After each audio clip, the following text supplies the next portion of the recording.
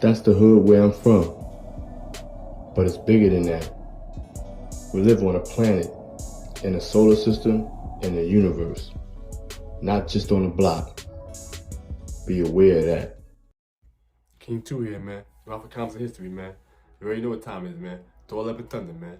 We're putting it in, man. That's it, man. You know what I'm saying? I let everybody get their little things off. You know what I'm saying? Go ahead. You know what I'm saying? But this is real.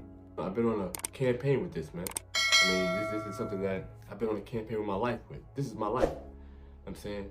Thor, Love, and Thunder. You know what I'm saying? Odin, Loki, Asgard, Midgard, Mjolnir, Krger. You know what I'm saying? All these things. You know what I'm saying? These are all real. These are verified. These are things that's on this planet. The people of Norway revere these people. You know what I'm saying? We celebrate these people every day. You know? Tuesdays is terrorists. You know what I'm saying? Wednesday is Odin. Thursday is Thor. Friday is Frigga. But they tell you that, oh, it's all fake. Everything's fake. All that just mythology. You know what I'm saying? It's a lot going on. It's a lot going on with religion. It's a lot going on with manipulation. You know what I'm saying? And subjugation.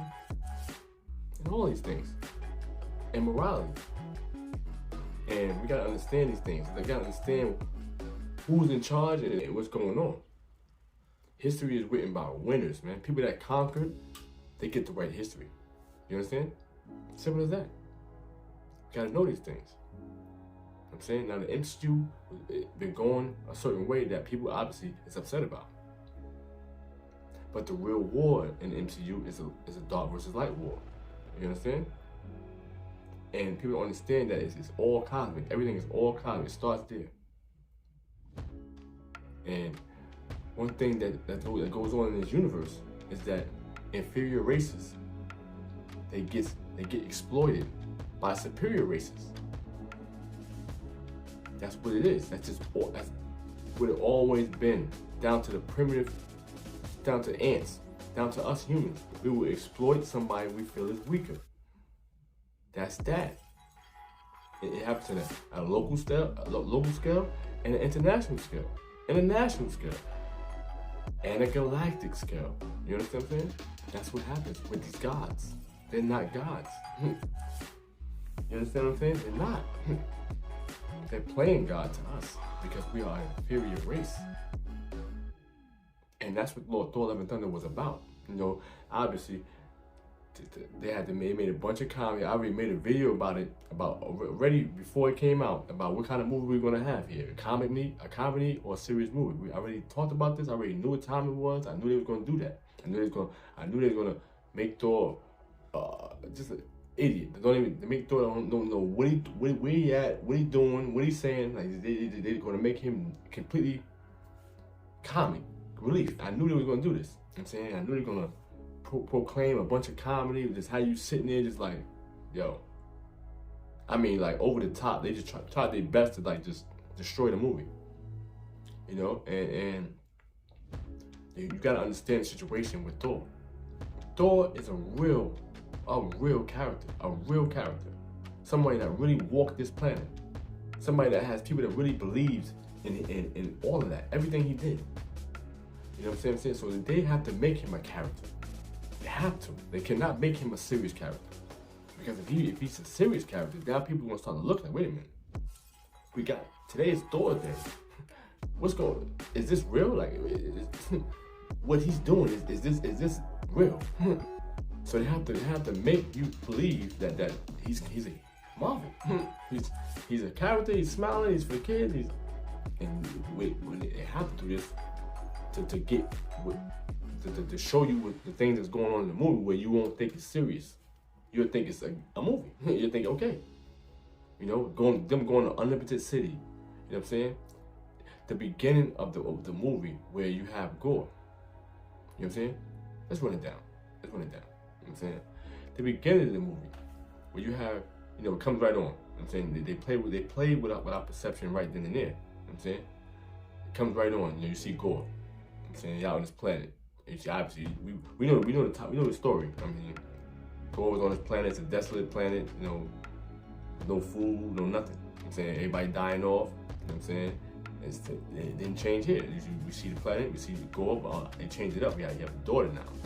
So obviously his wife died, everybody died. So he was just with his daughter, going through. His daughter was not well. You know what I'm saying? And she died though. But the whole time he was praying, he's very zealous. He's very zealous to his religion. And to the most part, people on this earth is zealous to their religion. You know, they believe everything that's being said in these books. They believe everything that's being done. They never looked into anything. They never looked into no research to realize that their religion is not right. That the religion that they're putting their life and soul into is not right. You know what I'm saying? But we don't never do that because we believe what people tell us. We believe what our governments tell us, and they tell us that, well, this is our religion, and we believe it, and so we're zealous to it. We want to live forever. That's the whole thing. People don't want to die. People don't want to die in their mind. People want to know what they always think. People want to have their mind, regardless. We want to have our mind forever. We want to be able to think forever and do what we want to do forever. And even if we in a state where we can't move, at least we have our mind. We want to have our mind forever. We don't want to lose. That's the fear of death. Losing our mind, nothing like. Oblivion. That's it. Gone. That's the fear. And from that, we'll do anything. When somebody tells you, oh yeah, if you join this religion, your life is going to extend. This religion is going to extend your life. Oh yeah, they're going to join it. Regardless. Because eternal life is what it is. You know, and Gorr going through everything. You know, his daughter going through it. He still went over there. His daughter was dying. You still see him go in the back and pray. He prayed to the God. Prayed to his God. Help my daughter. You know, obviously she died. And when she died, he started hearing voices. You know, and he followed the voices. And it led him to a stream of water, which he needed that water, you know, for his daughter. But he found the waters, get to the stream. He gets inside, he goes under, comes up out the stream. He sees fruit. He's in the whole situation is like a Garden of Eden situation, you know. And even Gorr the God Butcher, it was like he was like Abraham, like he was like an Abrahamic situation. This was a complete religious scene here in his first 5 minutes. This was not no play games. This was not no joking, no nothing. This was you could rate this scene right here, rated R. You can just rate this scene rated R. This how graphic, this how adult this scene was. There was no playing around here. You know what I'm saying? So, you know, obviously he praying to the gods. His daughter died. He followed the voices into the forest. He comes up. He sees fruit. He's, you know what I'm saying? He eating. He turns around. He sees his God. Now, keep in mind, all these religious people on the planet. Can you imagine meeting your God? Can you imagine everything that you learned in your books? Everything that you learned in your books. How you gotta love him, you gotta treat him back, treat him how he loves you, and all that, everything. You know what I'm saying? You meet him. You're 10 feet away from him now. He's in awe, like, oh my God, this is my God. And he sees him, and he goes into everything he learned from his books, everything he learned from his religious books. He goes right into his prayer, you know, acknowledges him, acknowledges his presence, bows down, does everything he needs to do. You know? And his God look at him and say, listen, you out of here, man. That's it. This is all made up. You know what I'm saying? When you die, we get more humans. That's it. You know, ain't no eternal life for you. You're done. And that part right there, that first 5 minutes, that's what he said right there. That's what he was saying. Open up. It's not right. This is not real. Your religion is not real. It was made to manipulate you. Because they wanted to keep power. That's it. It's just like what I always talk about with Nimrod. They want to subjugate. That's it. And move on. That's it. And Nimrod's seen the game. Like, no, you're not gonna just do that to me and my people. They have me believing in you forever. For what? When I know you don't believe in me. You understand? And that's the whole issue here, where he blindly followed this because that's what his family told him. And so on and so on and so on. He was zealous with his religion because his family was zealous. Not because he had any evidence of it. He didn't have any evidence of anything. He never came. He never came. He never did nothing for the people. So everybody had all that faith that he existed. And he actually did exist. But he wasn't doing nothing for them. You know what I'm saying? So we don't know the cosmic level of things. And so therefore we gotta know, we gotta go with our logic. You know what I'm saying? If the logic ain't right, the religion ain't right. You understand what I'm saying? And that's what we gotta go on. If the logic ain't right, nothing ain't right. You understand? And that's the whole point of that first 5 minutes. They in that movie, Thor: Love and Thunder, they let you know that the whole God thing ain't right. Then that's the whole point. You got to get right there. So now, if that scene would have went like another 10 minutes, 15 minutes, then people would have been like, oh, wait a minute, this is getting kind of serious now. Like, people would start looking around, wait a minute. So they had to get rid of that scene, and obviously from there on out, they went into a barrage of comedy for the next 35 minutes or better. Just pure comedy. I mean, everything. I mean, but in the scene that I love. No, sorry. There's no eternal reward for you, dog! The look on Gorr's face was just like, what are you, crazy? Like, this is what? Like, this is a game to you? Like, he was destroyed. And they showed the necrosaur on the ground with somebody else that was welding the necrosaur. So now it went a whole nother way from, obviously, Null. Obviously, anybody know King 2, we already know. We was on the Null big bad bandwagon here. We wanted that. We wanted Null as the big bad. You know what I'm saying? You know what I'm saying? And obviously they went with Kane. You know what I'm saying? But obviously Marvel didn't have the contract for Null. So that kind of hindered everything. I think Marvel would actually went with Null to be the big bad if they had it. You know what I'm saying? But Sony had it. So, but my thing is, the storyline was there for Null, and they did it right. They didn't just end it. They left it open ended. They said that it was a guy that was just welding the necrosaur, and that was it. They didn't give you where the necrosaur come from. None of that. So Null is still alive.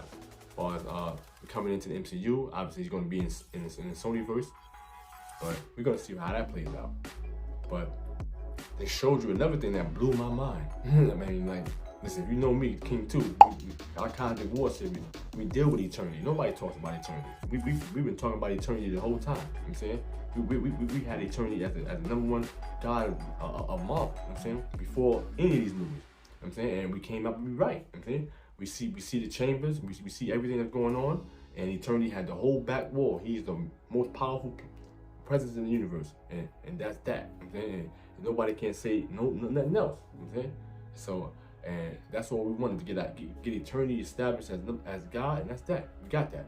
So, one thing about it is the movie. Now it's just about the movie. Now, I mean, the scene wasn't right. I mean, Jane, her whole story arc. We knew her story. I mean, we knew that obviously the cancer and such, and Mjolnir activated. But the way they did it in the movie, it was just like, they had her as having cancer and things like that, and going and show her at the doctor, and then her friend is telling her like, yo, go to Asgard, that type of shit, like they can help you. I'm saying you got a friend that's a god.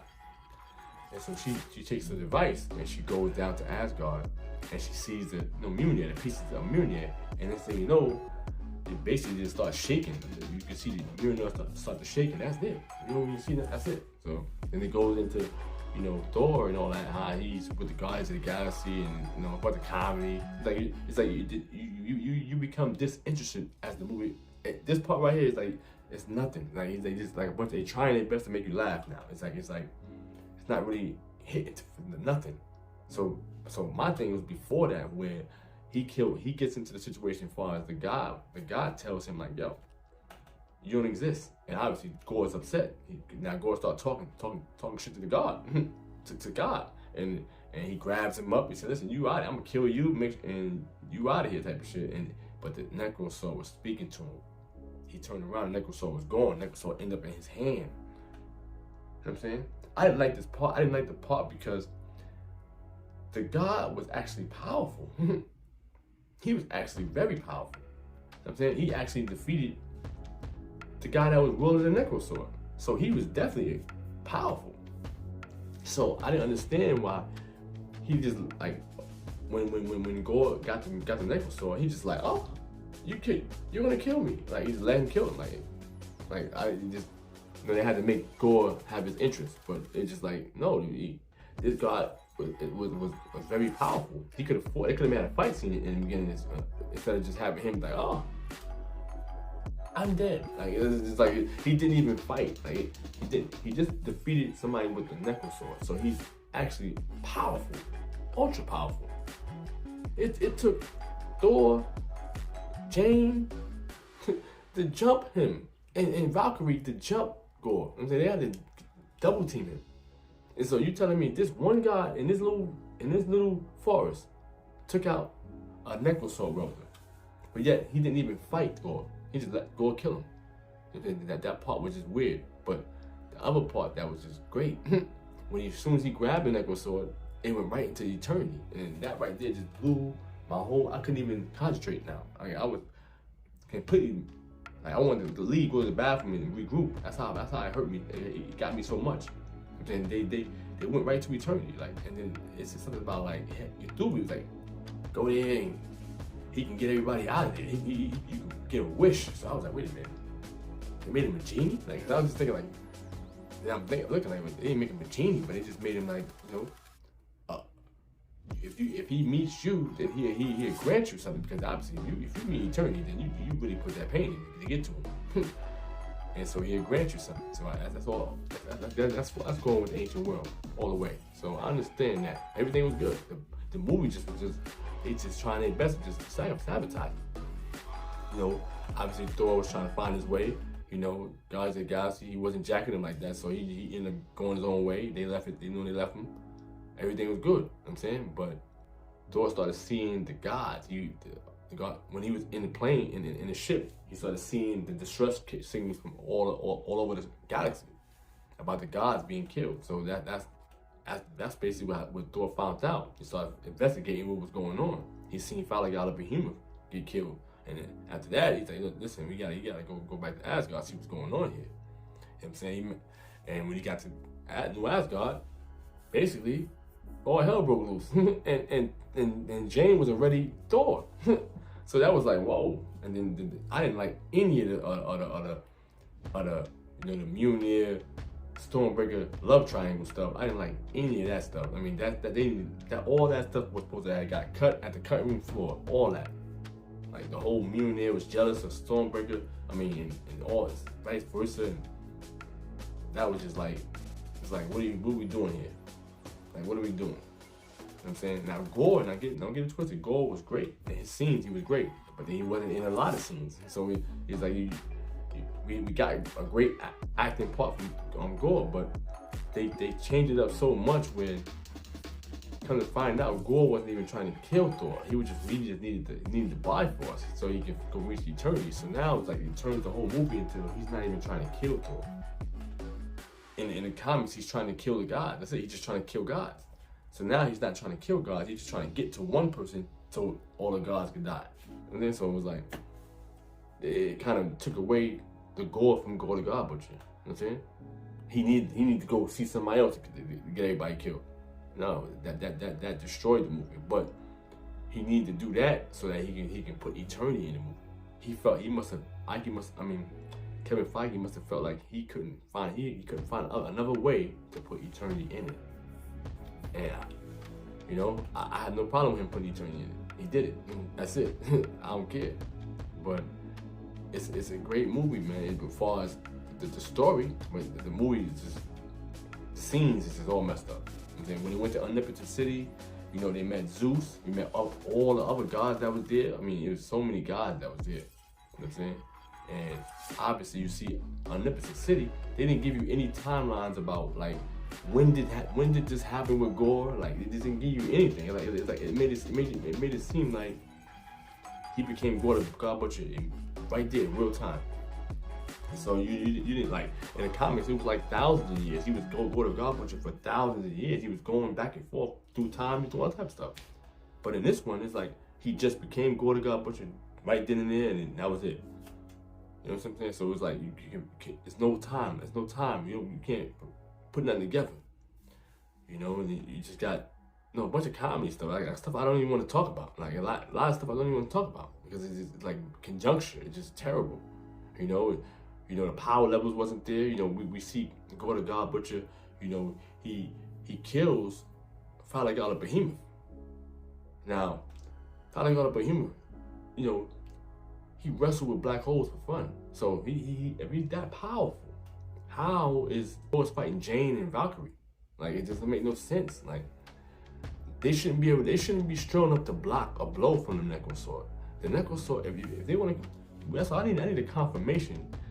Did the Necrosword cut the Cestrial's head off? That's it. I need a confirmation with that. But if you're telling me that sword cut a Cestrial's head off, how can they block it? How can they block the blow then? That blade is ultra powerful. It's ancient. It's ultra powerful. When he gets that blade in his hand, nobody should be able to block it. I'm saying it's too powerful. It's like you got a Infinity Stone. And I'm fighting you with you shoot me with the Infinity Stone, I'm blocking it like it ain't nothing. Like, yo, it's an Infinity Stone, man. You gotta be ultra powerful to block that. That's the Necro Sword. Like, I understand it if Thor blocked it with Zeus's weapon. Yeah, that's top of the line type of stuff. Thor is a king. He has godly power. He has the Odin force. Yes, but you telling me Jane and Valkyrie can just suit up and just fight Gorr the God Butcher like it ain't nothing? How? I mean, Thanos, the Hulk couldn't even fight Thanos for a couple of seconds. So what are you talking about? Just like the fight. They should not be able to fight Gorr the God Butcher. Have any success. We heard going into this movie like he was possibly going to be Womb King Thor, but it was nothing. It was like this Thor was just, you know, nothing. You got nothing out of Thor. You know, at the end of the movie when, you know, they went to the chamber and obviously Gorr got the Bifrost, and he shot the Bifrost and he obviously went to see eternity, and the scene was surreal. I mean, that brought me back. Like, I was very upset the whole movie, like this whole middle part of the movie, until, you know, he went to Eternity's universe, and he went up in there. It was another religious scene, you know what I'm saying? And you know, you see him bow down to eternity, and you see the water, and you see the heavens, and you see all that. It was very religious. I mean, like, it was like they made it to heaven. It was in the heaven realm, and it was real. Like, you just see the God. You know what I'm saying? That part was very real. I mean, Thor didn't want to die, obviously, but he talking to Thor, Gorr, trying to get him not to, you know, wish all the gods to be dead. You know, and you know, Gorr, he wanted Thor to live, and he granted it. You know what I'm saying? And she came back. Now that's the thing. It looks like she's Captain Universe. I mean, I'm gonna just say that. It looks like Captain Universe. You know what I'm saying? But she's part of Eternity, so Eternity made her. So we got to see what's going on with her, her power set going forward. What's going on in Eternity? So we have to have a backstory with that now. It is what it is. So overall, obviously, like I said, for far as the story, I'm gonna give it a thumbs up. But as far as the movie, straight thumbs down for the movie. I'm saying it's not good, not a good movie. You know what I'm saying?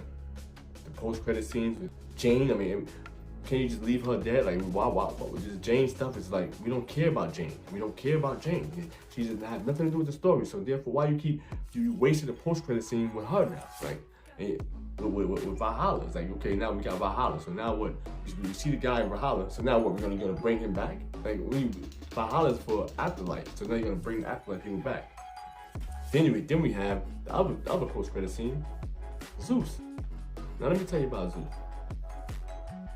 Now they had to throw him in this because they bring in all the gods. And so Zeus is obviously the god of gods. You know what I'm saying? He's the god that on earth everybody reveres. You know what I'm saying? Romans, everybody. The Greeks, everybody. You know what I'm saying? So this is an evil god. You know what I'm saying? Zeus is let me get it twisted. Zeus is an evil god. You know what I'm saying? Always been. You know what I'm saying? And that's what it is. And in the movie, they actually showed you. You know, they tried to make it as funny as possible. They tried to make it as humorous as possible. Comedy, you know, sarcasm, all of that. They did everything. But if you look through all of that, they show you who they really are. They were talking about sacrificing children, eating children. And Thor was talking about this. And a lot of stuff was put to be funny, comedy. You know, they were talking about who got the most sacrifice? Who got the most sacrifices? I mean, it's weird, like crazy stuff. But this is what it is in history with the gods.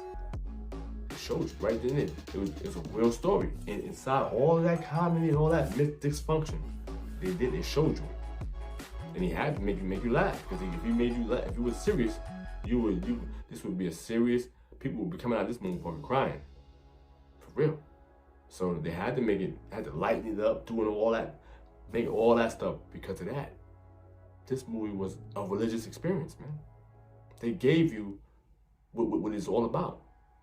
We do all this. We join all these religions. We give all our money to the pastor. We do all these things so that we can live.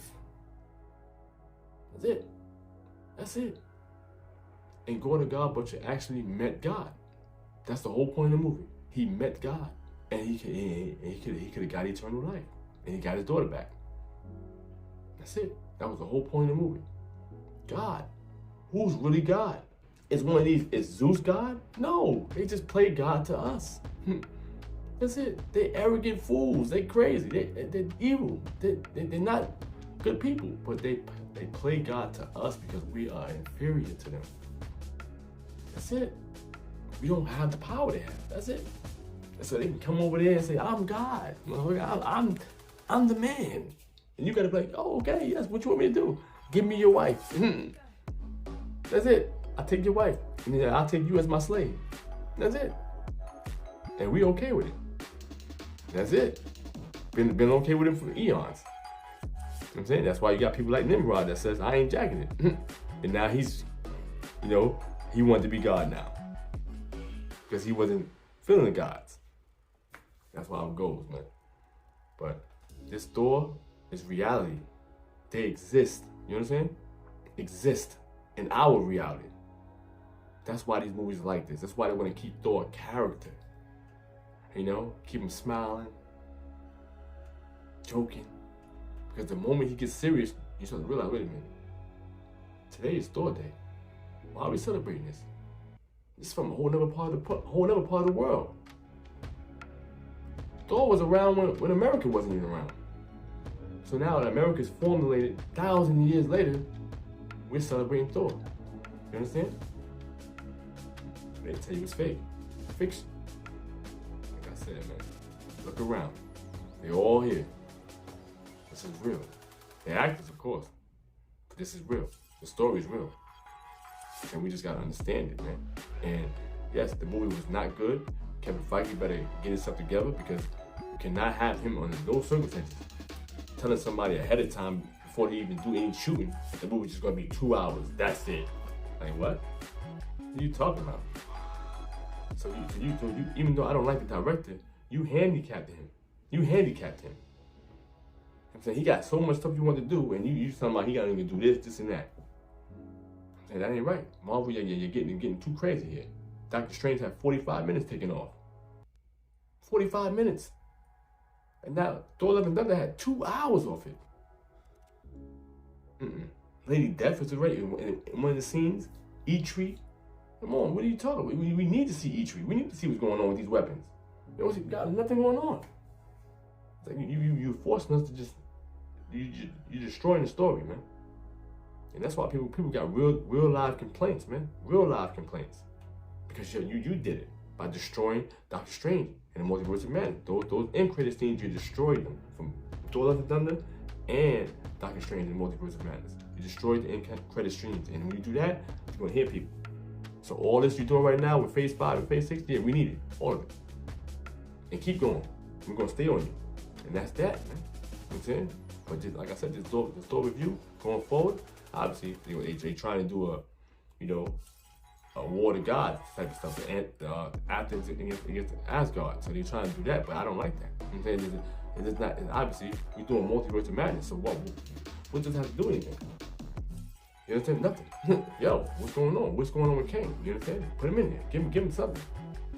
I understand nobody knows about it. And I understand you want to have, Kane's going to have the element of surprise to the whole multiverse. So I understand, but you have to understand something was going on. Kane's presence has to be felt in space. Something. I'm saying, make something happen. I'm saying, and that's all. You know, Thor, going forward, obviously, he's ultra powerful. He got a daughter. And that's that. You know, we're gonna see what she's doing. Obviously, they go on different planets saving people. And obviously, they're becoming gods of those planets. You know, so Thor is gonna level up, regardless. He's gonna level up. Every time you see Thor, he's gonna level up. Like, people just want, like, people to have, like, the top power. As soon as they see the characters, like, no, this is why the MCU is real, because they're gonna develop the characters. Like, you see Scarlet Witch, she didn't even know her power, so she had to develop her power. She actually fought Proxima Midnight, and Proxima Midnight was getting the best of her. But she didn't even know she's a mega level threat. You know what I'm saying? She could have destroyed Proxima Midnight by just thinking about it. But it takes time to understand your power. Now, Proxima Midnight wouldn't stand no chance against Scarlet Witch. Nobody will. You know what I'm saying? Because she understands her power now. That's all it is. You gotta let the people, let the characters develop and let people understand their power. They're not gonna have this top power of the rip. They gotta gradually see them in different movies and shows, and then you see them get their power level up. That's it. And then and eventually they'll be just like the comics. Their power level will be just like the comics.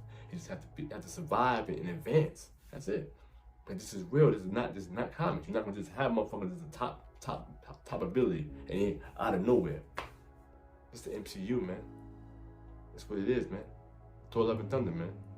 Like I said, I was looking forward to this movie, and they messed it up. I already called it, though. I knew it. I knew what was going to happen in this movie. You know what I'm saying? But I'm just glad they put eternity in the movie, and I'm glad they did something with religion in the movie. And they did it seriously, even though the movie was, you know what I'm saying? A lot of comedy, a lot of humor. But that part was not humorous. They was dead serious with that, the beginning and the end of that movie. You know what I'm saying? And so that's all, man. Break it down, let everybody know what's good. It is what it is, man. You know what I'm saying? We out for comics and history. We ain't dying, we moving. You know what I'm saying? King 2, out of here.